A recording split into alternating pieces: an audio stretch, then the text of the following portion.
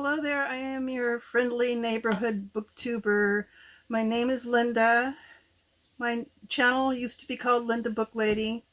I have changed it to Linda's Cozy Reading and Art Corner because this is my corner and this is where I read every evening and every day. And it's just a very comfortable place for me, and I like this corner, so here we are. I haven't made a video in a few months because I was experiencing some stress. Let's put it that way. But here I am. I finally got another lamp. During my last time I moved my travel trailer that I live in, the lamp broke, the one that I used for my videos. And I've finally gotten another lamp to replace it. And this is my experimental video trying to get back to making videos, right? So, art. I like to create art. I'm not really good at it, but it's still something that I like to do. I sort of put it off all my life because I wanted to take care of my kids, and I didn't think I could do the art and the kids at the same time. So of course kids came first. I had a few children and love those children very much, and they were worth all the time that I was with them, not doing art. But now that I'm older, they're older, I am experimenting with art. And right now I'm experimenting with acrylic ink. I really like these acrylic inks. This is a Daler Rowney acrylic inks, and I have a couple different sets and lots of different colors, and just have been having a whole lot of fun doing them. And so I'll show you a couple of my pictures that I like. I really liked this one. This is actually a tambourine up here, not a sun. People have mistaken that for a sun. It's not a sun. Let's see if I can find another one I want to show you. How about this one? I thought this was fun. It was a person floating, and I don't know if she's floating through water or space, but she's got some kind of a suit on, and it was just something that I like to do in my spare time. You know, recently I finished this one and I didn't think it was very good, and I put it on Twitter and I was surprised. I got like 7 or 8 people saying liking it, and one lady even said it was pretty. So even though sometimes I think I've totally failed at something, other people might appreciate it more than me. And let's see, this is actually one of my favorites, flowers. I did this for Inktober, and I like these flowers. I actually have been making flowers like that since I was a teenager, and this is the first time I actually painted them. So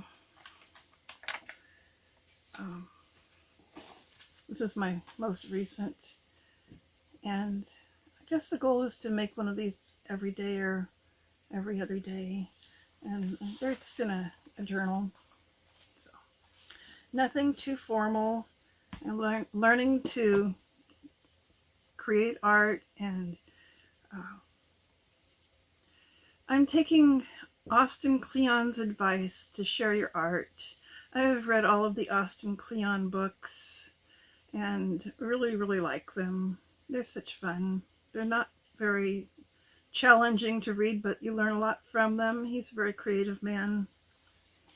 Anyhow, so right now I am finishing up the visual theology Christian reading challenge. I decided I was going to read 104 books for this challenge. For the challenge, you get the option of doing 13 or 26 prompts, or 52. That would be 1 book per week all year long. And then for the people who are really crazy avid readers that just can't say no. Um, yeah, he made another 52 prompts, and so I had a total of 104 prompts for the year, and I've done all of them except very few, I think maybe 8 left, and 4 of the books I'm reading right now. So I'll have 4 for this month, and then next month I'll do another 4 books and hopefully be able to finish the entire thing by the end of the year. So right now I am reading this, Amazing Grace. It's about William Wilberforce and his heroic campaign to end slavery. He was in the United Kingdom. He's actually, I'm pretty sure he's a relative of mine, because my Wilberforce family came from Hull in England, and so did this man. He came from Hull, and his grandfather changed the family name from Wilberforce to Wilberforce. So he's actually the same family and from the same location as my relatives. But the thing is that my relatives actually left England 100 years before he was born, so he's not a direct relative. He is a distant relative. Anyhow, he was in the Parliament, and he introduced some legislation and finally got it passed so that England would no longer be involved in the slave trade, and it's a good thing, and I'm very happy to be reading the book about him.